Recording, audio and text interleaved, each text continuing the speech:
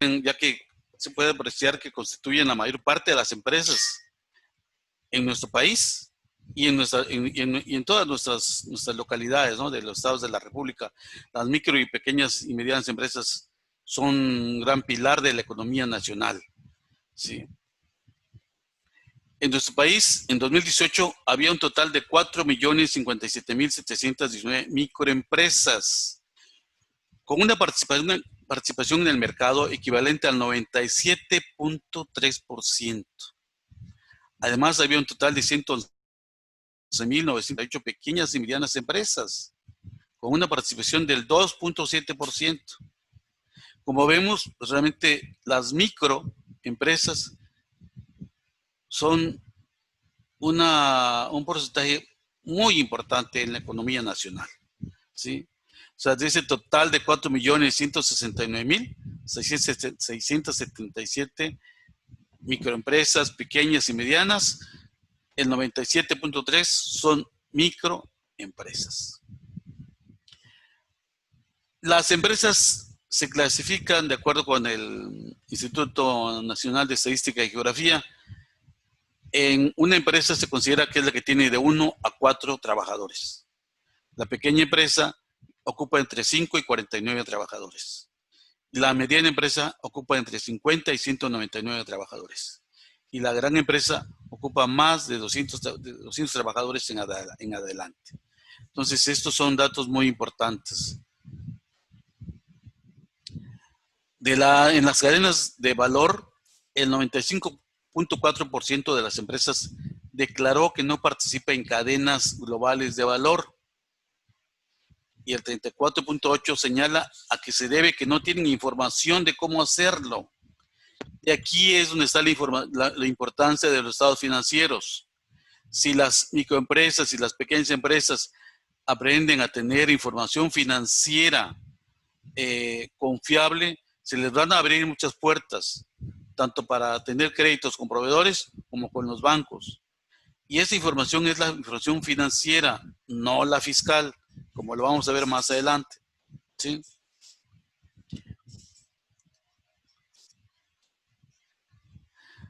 Entonces, como les digo, de aquí la importancia, pues, de que las micro y pequeñas empresas cuenten con información financiera para que puedan crecer. Y de aquí es donde entonces ya vamos entrando al tema de contabilidad fiscal contra contabilidad financiera. Normalmente las microempresas y las pequeñas empresas llevan sus contabilidades para cumplir con la parte fiscal, porque desconocen que la contabilidad financiera es la que les va a dar la mejor información para la toma de decisiones, para que crezcan, pues crezcan en los negocios, pero de una manera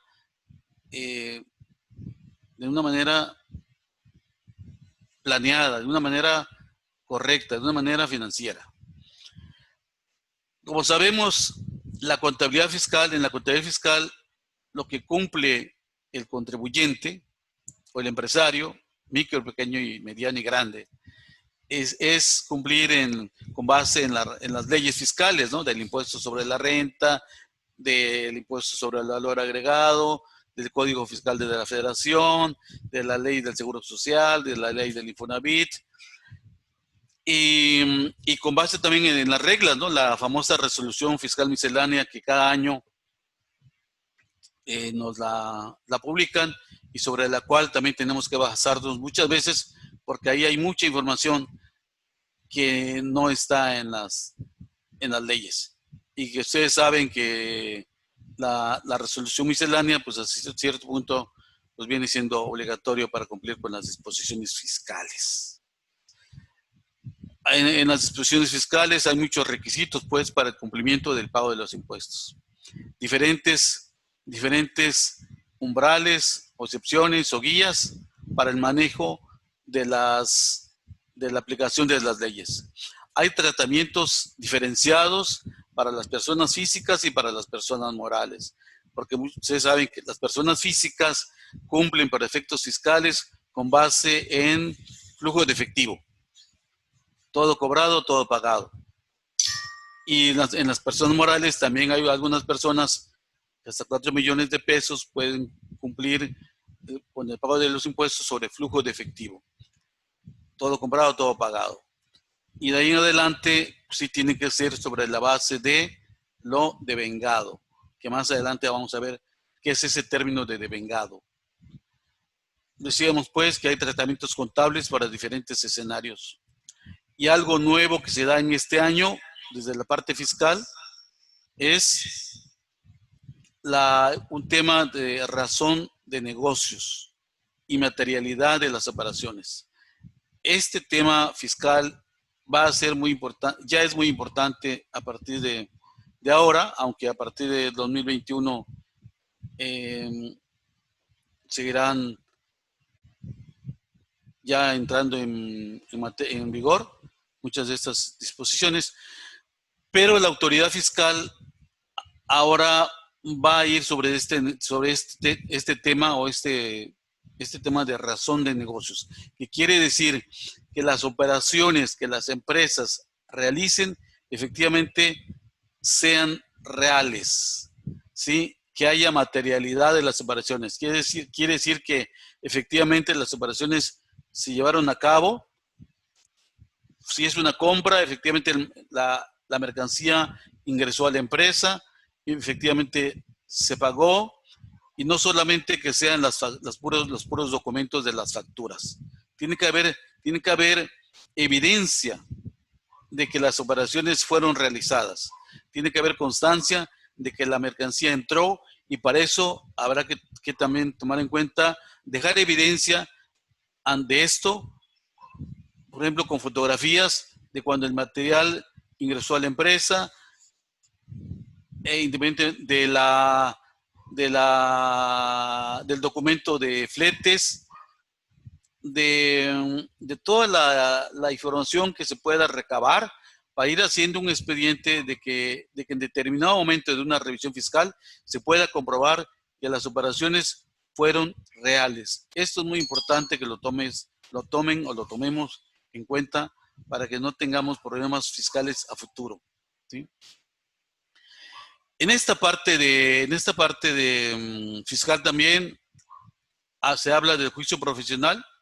El juicio profesional es el juicio profesional del contador público, que es quien lleva la parte contable y fiscal de las empresas, pero aquí el juicio profesional se ve minimizado porque el contador tiene que ahora sí que hacer al pie de la letra, cumplir al pie de la letra con las disposiciones fiscales. Entonces, esto es pues la parte fiscal con la que la mayoría de las empresas micros y pequeñas llevan la contabilidad. Sin embargo, pues está la contabilidad financiera, como les decía, ¿no? La contabilidad financiera se prepara, es la que nos ayuda a preparar información útil para la toma de decisiones. La contabilidad financiera está basada en las normas de información financiera. Las normas de información financiera son la base, son normas de aplicación general para todo tipo de empresas, comerciales, industriales, de servicios. Las normas de información financiera son emitidas por el Consejo Mexicano de Información Financiera, el CINIF, que está en el cual están fundado por 9 organizaciones, como es el Instituto Mexicano de Contadores Públicos, el Instituto de Ejecutivo de Finanzas, el Banco de México, la Comisión Nacional Bancaria y de Valores, y otras organizaciones que son las que Secretaría de Hacienda Federal, todas estas entidades forman parte de lo que es el CINIF, de tal manera que las disposiciones que emite el CINIF son de aplicación pues, obligatoria, ¿no? Para efectos de información financiera. Por ejemplo, las empresas que cotizan en bolsa son obligadas a cumplir con las normas de información financiera. Las empresas grandes cumplen con normas de información financiera. Todas aquellas empresas que actualmente ya están más formalizadas, que tienen un gobierno corporativo, como de lo que ahora también se habla, ya basan su contabilidad en normas de información financiera. Y actualmente también los bancos ya están solicitando estados financieros con base en las normas de información financiera. Si un cliente se acerca a una institución bancaria para solicitar un crédito, le van a pedir los estados financieros. Y si él presenta, bueno, y le presentan la declaración y piden la declaración anual fiscal, para que ellos vean que los estados financieros no sean los fiscales. Si es así, le van a pedir los estados financieros con base en normas de información financiera. Y bueno, entonces es muy importante pues que los contadores de las micro y pequeñas empresas se vayan capacitando en las normas de información financiera. Esto es parte pues eso es parte de la actualización del contador público. Así como ahora estamos viviendo este cambio de hacer este tipo de eventos a través de estas plataformas, pues también, y que nos estamos adaptando, pues también los contadores tenemos que estudiar y prepararnos y conocer al 100% las normas de información financiera para que podamos ayudar, asesorar a nuestras empresas de este tamaño a que den el siguiente paso. Porque si no, pues eso es parte también de renovarse o morir. Bien, y aquí en esta parte de la contabilidad financiera, el juicio profesional del contador público es muy importante. Ahí es donde viene precisamente esa parte del contador público de que ya es un asesor de los dueños de las empresas, de los accionistas de las empresas. Ya no es una persona que nada más se encarga de procesar la contabilidad, aunque ahora pues hay tantos sistemas contables como Compact, que es un sistema contable muy importante, muy robusto, muy accesible y muy manejable, el sistema de contabilidad Compact. Quienes lo tienen seguramente que están de acuerdo que así es. Bien. Y vamos avanzando en este tema, ¿no? Para ir viendo de los estados financieros. Los estados financieros básicos, como se puede ver, los estados financieros básicos son el estado de situación financiera o balance general, el estado de resultados o estado de resultados integral. Y vamos a ver por qué. El estado de flujo de efectivo y el estado de cambios en el capital contable y las notas a los estados financieros. Estos son los estados financieros básicos que debemos preparar y conocer. En el caso del estado de resultados o estado de resultados integral, que como lo marca la normatividad, hay unas partidas que se llaman ORI, o sea, otros resultados integrales. Cuando los otros resultados integrales se incorporan al estado de resultados, entonces el estado de resultados se denomina estado de resultados integral. Las ORI son partidas que no son de mucho uso para todas las empresas. Por ejemplo, una ORI puede ser las fluctuaciones, el efecto de fluctuaciones en moneda extranjera, ¿sí? Ese tipo de cuando las operaciones se llevan en un tipo de moneda y para efectos de informe se cambia a otro tipo de moneda, como son las empresas extranjeras en México que tienen que reportar a sus oficinas matrices, ahí se puede originar una de estas famosas ORIs, porque una cosa es de cómo reportan o cómo llevan la contabilidad, en qué moneda nacional, y cómo la convierten en otra moneda. También se puede dar ese caso en las coberturas cambiarias. Por ejemplo, cuando se adquiere una cobertura cambiaria a un precio y luego esa cobertura cambiaria tiene variación hacia arriba o hacia abajo, pues también se va a originar un efecto, ¿sí? Que va a afectar en los resultados. Pero eso ya va en la parte del estado de resultados, en la parte final, ¿sí? Después de la utilidad neta vienen estas partidas. Bien, el estado de flujo de efectivo, el estado de cambios en capital contable y las notas. Si hay alguna pregunta, algún comentario, con todo gusto lo pueden hacer para que tengamos más dinamismo en esta plática. ¿Alguna duda, alguna pregunta que tengan? Con toda confianza. En esta sesión lo que vamos a tratar es el estado de situación financiera o el balance general y el estado de resultados. Y me estoy permitiendo también hablarles del presupuesto de flujo de efectivo. Este presupuesto de flujo de efectivo es muy importante que las empresas micro y pequeñas aprendan a llevar o hacer su presupuesto de flujo de efectivo, porque es lo que les va a dar esa visión de cuánta liquidez tienen para manejar las operaciones, ¿sí?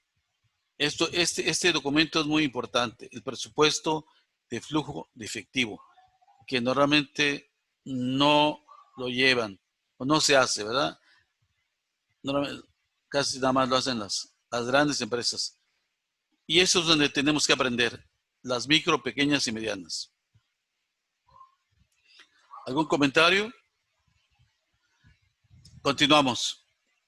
Vamos a ver entonces el estado de situación financiera o balance general, que así se denomina, ¿no?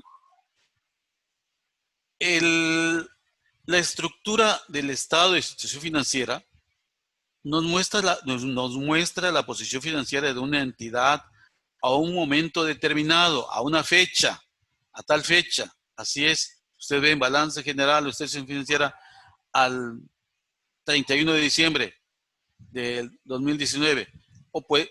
Y normalmente los estados financieros también es importante que los tengamos cada mes, porque es como vamos a ir tomando las decisiones, ¿sí? Y esa es la forma que también debemos de aprender a tener estados financieros mensuales. En este estado de situación financiera pues, se presentan los activos, que los activos es lo que posee la entidad, los recursos que posee la entidad, como los inventarios, como los clientes, como la maquinaria, el equipo de transporte, todos esos son los activos. Y los pasivos son las deudas que tiene la entidad, lo que la entidad debe, lo que le debe a los proveedores, lo que le debe a acreedores, lo que le debe a bancos, lo que debe de impuestos, ¿sí? Estos son los pasivos. Y la diferencia entre los activos menos los pasivos es el capital contable. En el capital contable, pues está el capital social, en el caso de las personas morales, o el patrimonio, en el caso de las personas físicas. Las utilidades acumuladas, las pérdidas acumuladas y la utilidad o pérdida del ejercicio en curso, ¿sí? Entonces, les decía, los activos, el activo, como dice, es un recurso controlado por una entidad identificado, cuantificado en términos monetarios, del que se esperan fundadamente beneficios económicos futuros, derivado de operaciones ocurridas en el pasado que han afectado económicamente a dicha entidad. Este es un activo, estos son los activos, ¿sí? Es con lo que cuenta la empresa, sus inventarios, sus monto de cuánto le deben los clientes, lo que hay en caja en bancos, sus recursos monetarios, si tiene inversiones en valores, en fin, y todos los activos no circulantes como son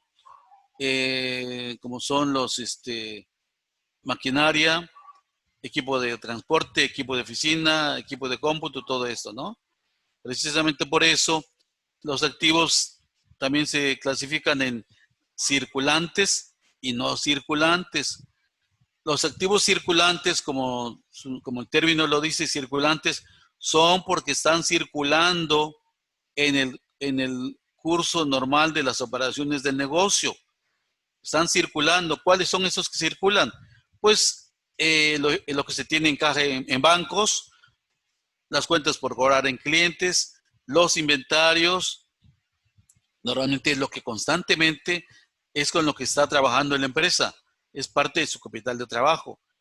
Y en el lado del pasivo circulante, pues están lo que se debe a proveedores, lo de acreedores, los créditos bancarios, que son los que están circulando constantemente en el ciclo normal de operaciones. De ahí el término de circulante y no circulante. Los no circulantes son los que están como en el activo, como la maquinaria, equipo de transporte, equipo de cómputo, equipo de oficina, instalaciones especiales, pues todo eso está, dijéramos, no circulante.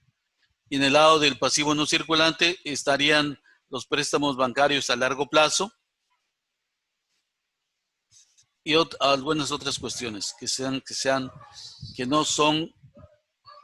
están dentro del ciclo normal de las operaciones. En el pasivo es una obligación presente de una entidad identificada, cuantificada en términos monetarios, que representa una probable disminución de recursos económicos y derivada de operaciones ocurridas en el pasado, que han afectado económicamente a dicha entidad. Y así es, ¿verdad? La contabilidad registra operaciones que han ocurrido. Ese es como se va llevando la contabilidad para que a fin de un periodo, ¿sí?, que puede ser un mes, se tenga un informe para ver cuáles fueron los resultados de ese informe y tomar las decisiones para el siguiente mes o siguiente trimestre, ir haciendo los presupuestos de cómo se va a ir evolucionando. Y pues precisamente en este momento, ya la forma de hacer los planes, que antes eran a corto plazo, corto, mediano y largo plazo, que eran tal vez a corto plazo 3 meses, mediano plazo 6 y largo plazo a más de un año, pues ahora esos plazos se tienen que recortar por la situación económica, ¿no? Corto plazo pues, tendría que ser hoy y mañana, mediano plazo será la siguiente semana y largo plazo será a un mes. Así, de esa manera tenemos que ver ahora las cuestiones porque para ver cómo estamos evolucionando, sobre todo ahora que las empresas nuevamente reinicien sus actividades y empiecen a ver cómo está el flujo de sus operaciones. Va a ser muy importante estas planeaciones de esa manera. El capital contable, como he comentado, es el valor residual de los activos menos los pasivos. Y pues aquí les presento en forma gráfica lo que es pues un balance, ¿verdad? Un balance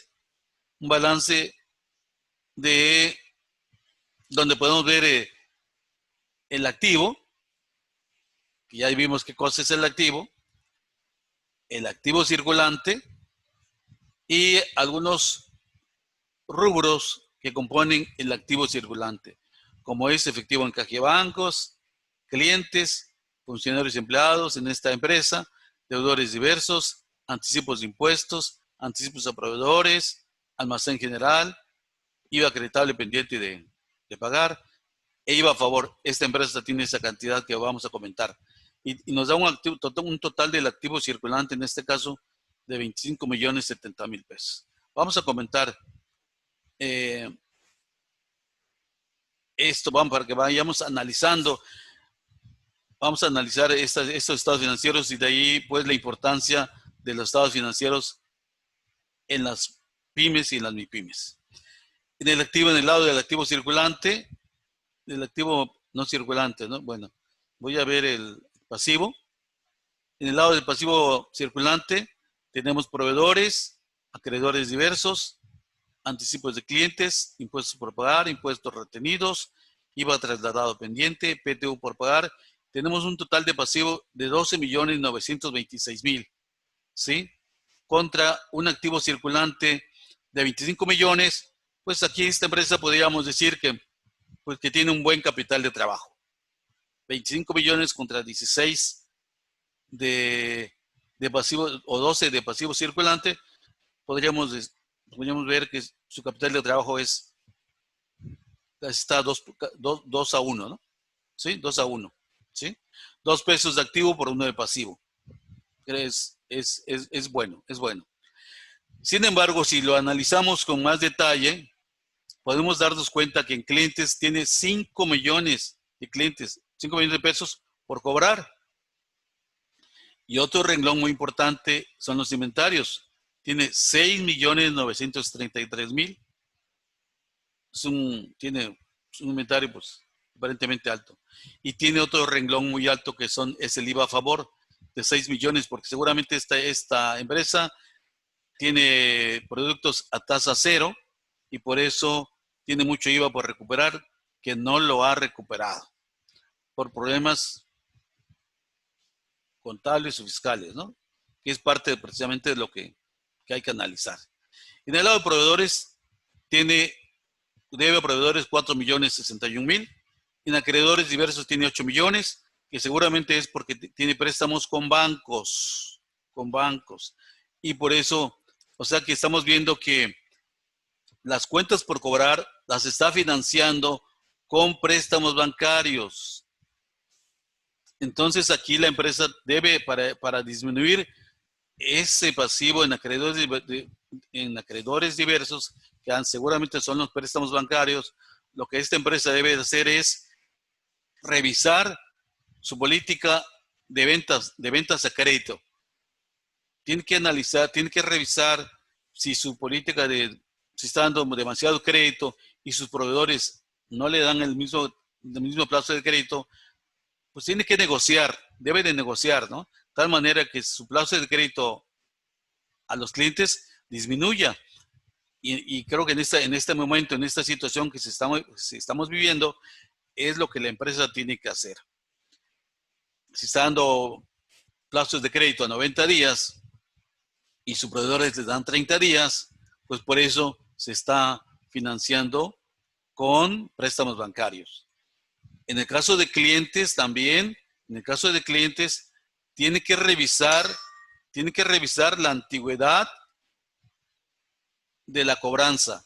Es muy importante llevar un control de la cobranza por fechas de los plazos de crédito, para que no caiga en tener cuentas incobrables. Que también por ahí, o sea, esto es importantísimo que las empresas pues lo lleven al día. Tienen que cuidar esto, ¿sí? Y pasamos al renglón de inventarios, donde veo que lo que tiene en inventarios pues, es porque se lo debe a sus proveedores, pero que a su vez se está financiando con bancos. Y en el caso del saldo a favor del IVA, que es muy alto, que ahí también le está afectando en su capital de trabajo, porque tiene 6.400.000 pesos que están parados. No los ha podido recuperar, que habrá que analizar por qué no los ha recuperado.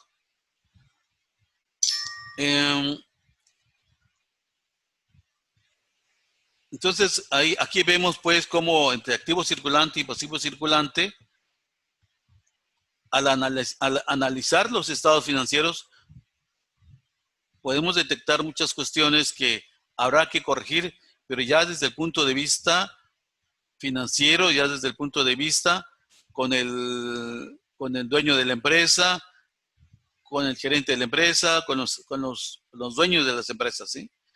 Esa es la parte donde el contador público interviene para analizar los impuestos, los estados financieros y tomar las mejores decisiones. En el activo no circulante, los activos no circulantes, como vemos, pues esta empresa lo más que tiene ese equipo de transporte, su renglón más alto, porque seguramente es como con lo que tiene para repartir sus mercancías. Aunque ya aparte de su, bueno, tiene una depreciación acumulada de 784,000 pesos. Y su patrimonio, pues vemos que tiene utilidades acumuladas, tiene una utilidad del ejercicio de 3,816,000, tiene un buen capital contable. Nos vamos al estado de resultados. En el estado de resultados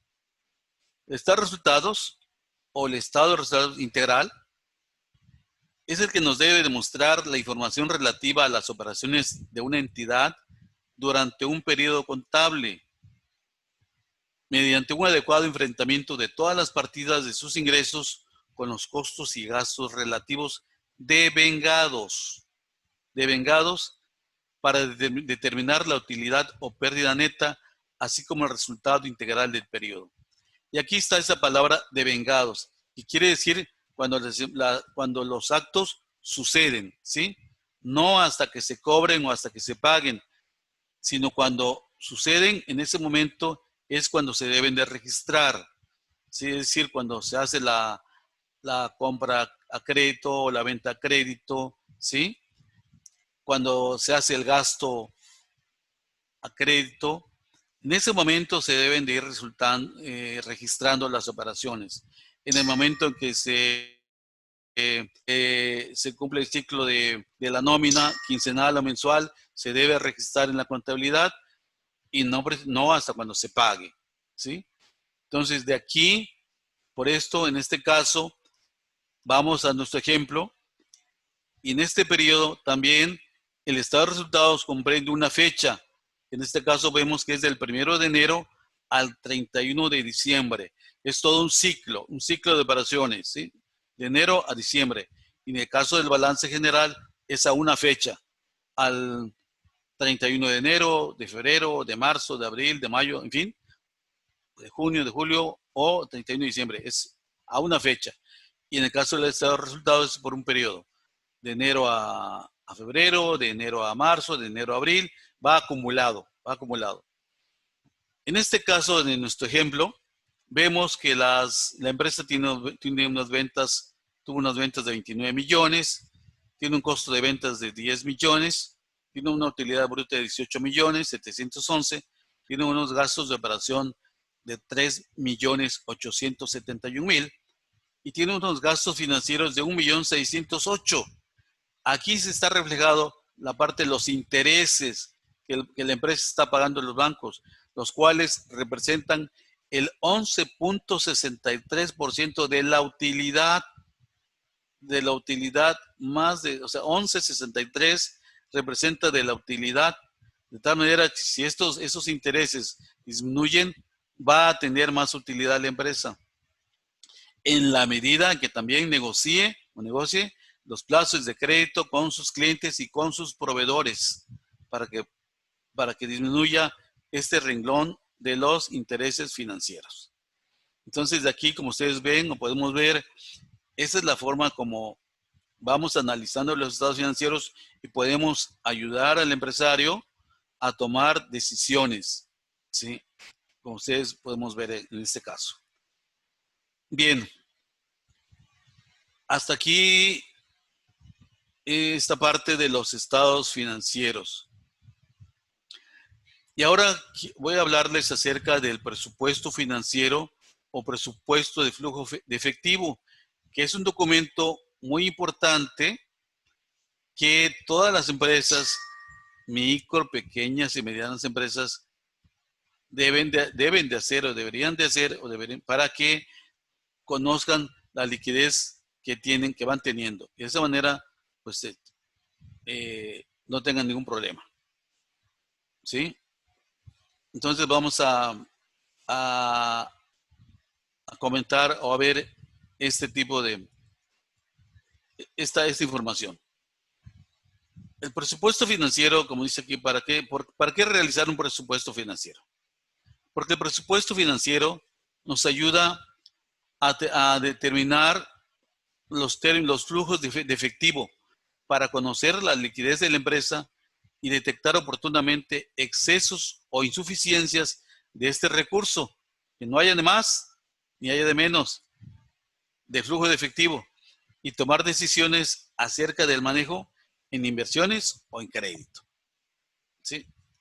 Ese es el propósito del presupuesto financiero. Y hay un método que a mí me gustó mucho cuando lo conocí, que es el método de entradas y salidas de efectivo, porque es un método bastante sencillo que nos puede ayudar para poder hacer este documento y manejarlo muy bien. El método de entradas y salidas, como aquí vemos, pueden haber entradas normales y entradas extraordinarias. Las entradas normales son las que están relacionadas con el giro de la empresa, o sea, cuentas por cobrar, ¿sí? Normalmente, ¿verdad? Y las entradas extraordinarias son aquellas que se refieren, por ejemplo, a ventas de activos u obtención de préstamos con bancos o del dueño de la empresa o de los accionistas. Esas son las entradas extraordinarias. Y las normales son las entradas que son de acuerdo al giro de la empresa. Y así como tenemos las entradas, también tenemos las salidas de efectivo. Las salidas de efectivo están integradas por los pagos a proveedores, pagos de nóminas, pago de impuestos y cualquier otro pago que tenga relación con las operaciones de la empresa. Y en las salidas extraordinarias tenemos pago de dividendos, adquisición de activos no circulantes, pago de pasivos a corto y largo plazo. Esas serían las salidas extraordinarias. Son los elementos que nos van a servir para hacer este estado de presupuesto de flujo de efectivo. Entonces, para poder elaborar el estado de flujo de efectivo, presupuesto de efectivo, lo que tenemos que tener es conocer nuestro saldo inicial, las cédulas de cobranzas de las ventas de crédito, las cédulas de entrada de efectivo, las cédulas de salida de efectivo y un saldo mínimo deseado. ¿Cuánto sería el mínimo deseado que queremos tener para que el excedente o el faltante, si hay un excedente, sepamos o tomemos decisiones de dónde invertirlo? Y si nos hace falta, pues también decidir cómo obtener esa diferencia, ¿sí? Con un préstamo bancario o con una aportación del dueño o con una aportación de los socios. Entonces aquí vemos un ejemplo de la cédula de cobranzas. En este caso, la cédula de cobranzas tenemos aquí por los meses de enero, febrero, marzo. Luego, que es el primer trimestre, el segundo trimestre, el tercer trimestre y el cuarto trimestre, que en este caso estamos considerando el 70% de las ventas de crédito y de 70% de ventas de créditos del periodo y el 30% de las ventas de crédito del periodo anterior, ¿sí? Así es como vamos tomando esta información con base en la documentación que tenemos en la contabilidad, ¿verdad? Con base en esa documentación, pues en este caso, en enero, tenemos que vamos a tener una entrada de 74,000 pesos, en febrero de 91,200, en marzo de 73,600, y así, ¿no? En el segundo trimestre, tercer trimestre, cuarto trimestre.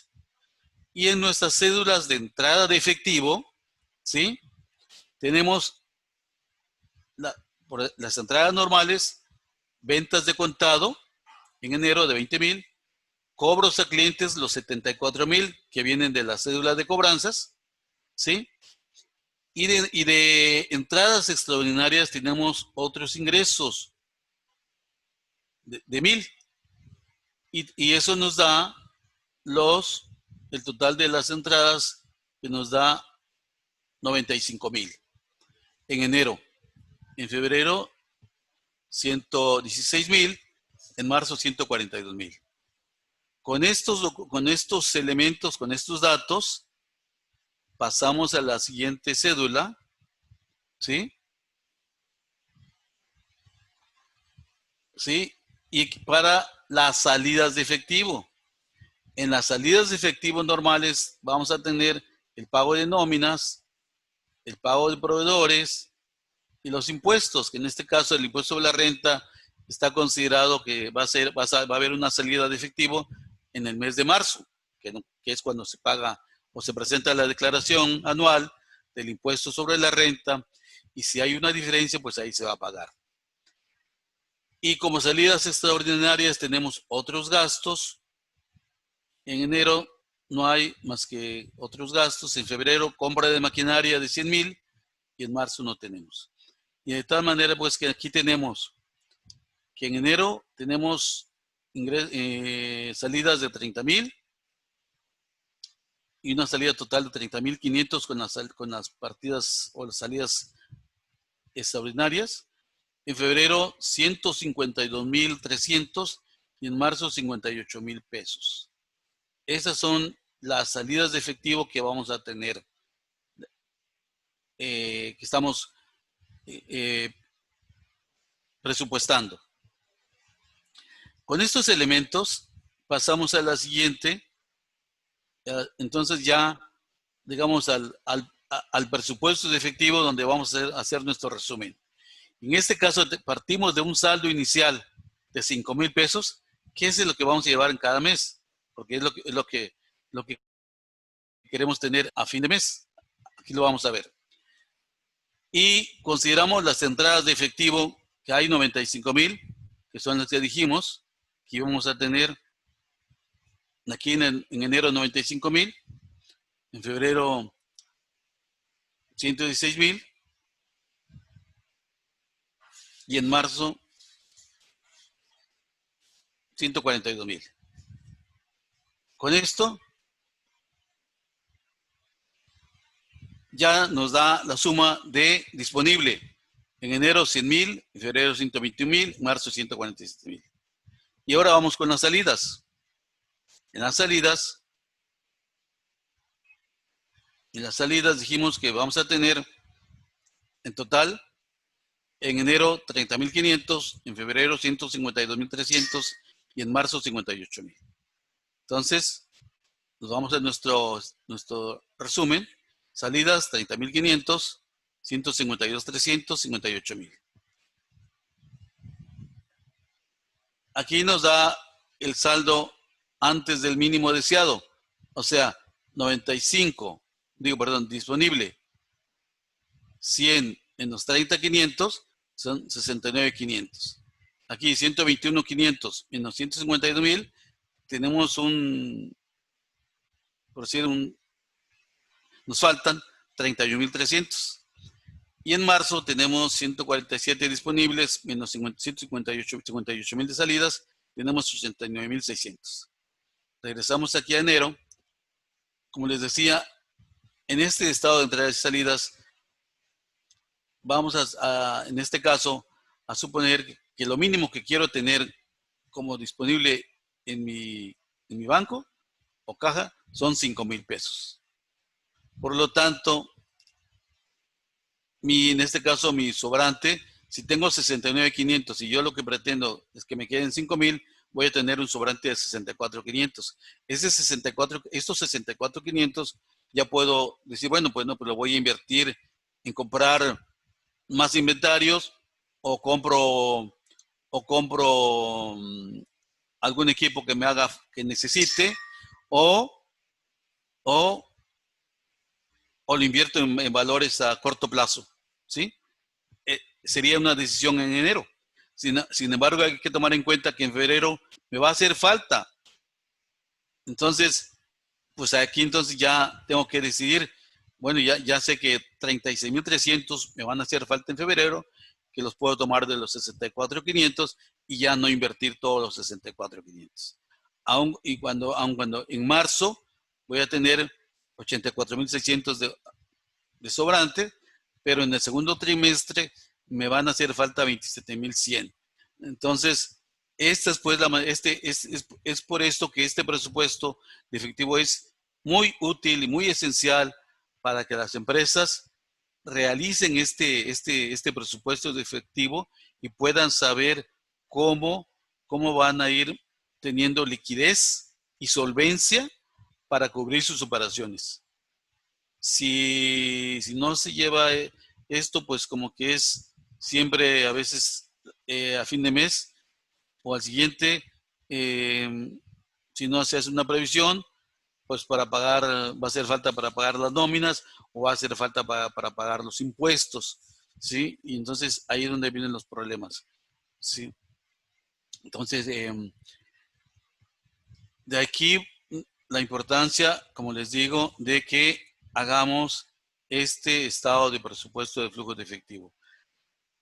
De todo esto, como he comentado, este estado nos dice pues cuál es el comportamiento de flujo de efectivo por un periodo o periodos, ¿sí? Si van a haber sobrantes o van a haber faltantes. Y con eso vamos a tomar decisiones de compromisos con bancos o con acreedores o con los proveedores.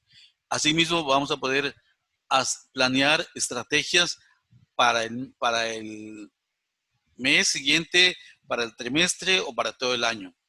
Y de esta manera también pues tenemos la facilidad de detectar oportunidades o amenazas para la empresa para los flujos de efectivo.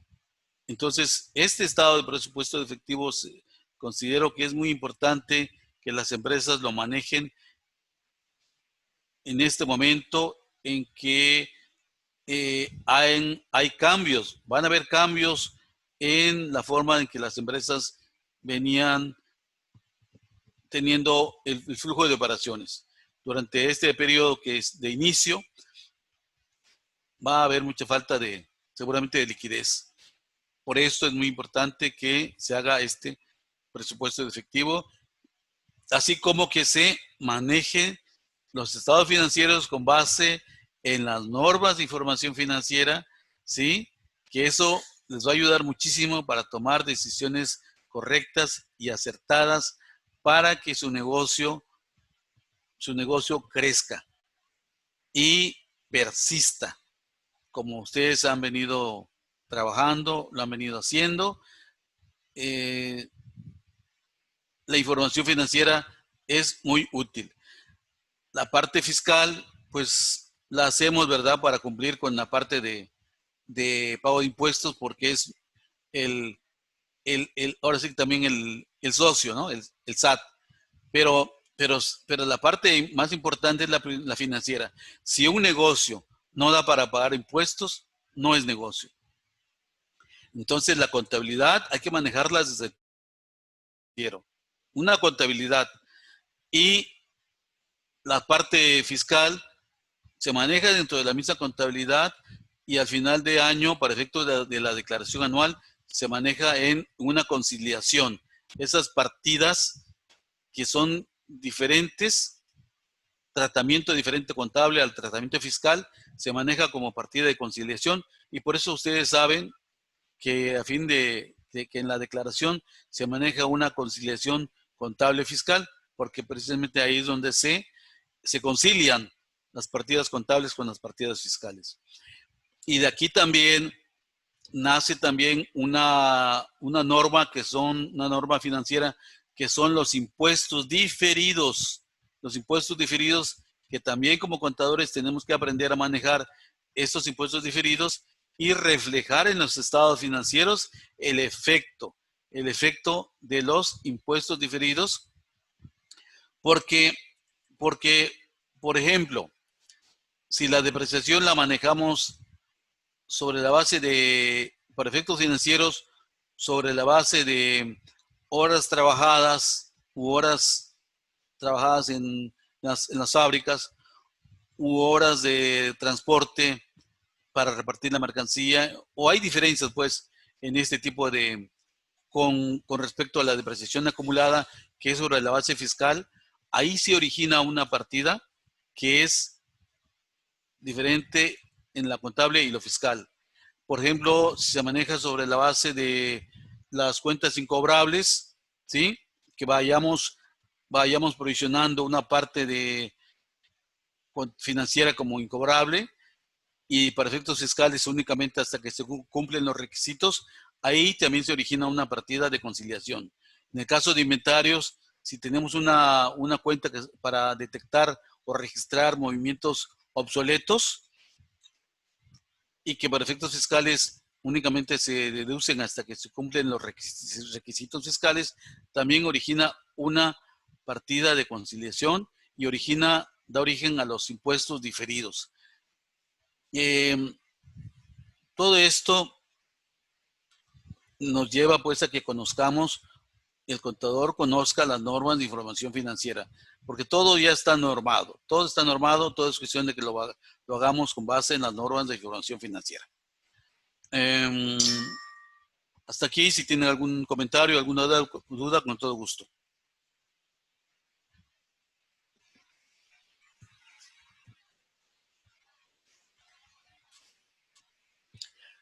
Bueno, si no es así, si ya todo es, si ya no hay más dudas, si no hay dudas o preguntas, pues sería por mi parte todo. Sería todo mi exposición. Muchas gracias.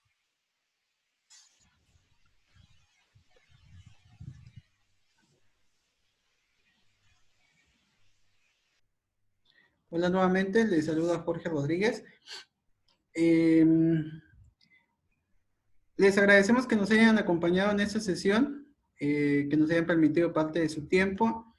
Y bueno, de todas maneras, tenemos la grabación de la sesión. Cualquier duda, pues igual nos pueden comentar. Y recuerden que tenemos sesiones toda la semana a partir de hoy hasta el día viernes.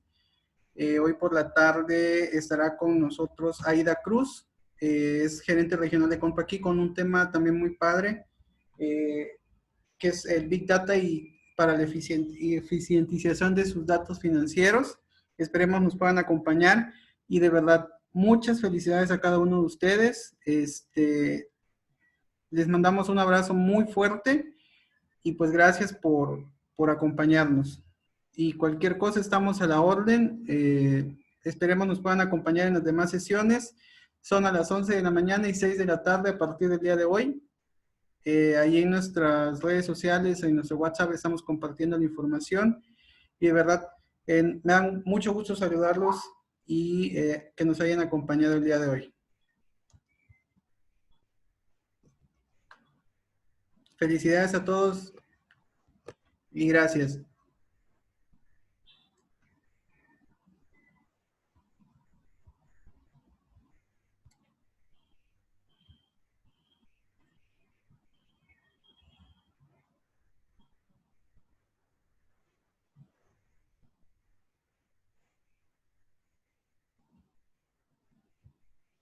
Gracias, Conta Rafael, por su participación. Le mando un abrazo muy fuerte también.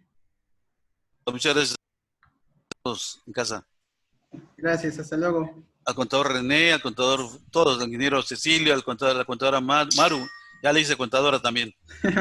Contadores públicos de corazón, dijera René Torres.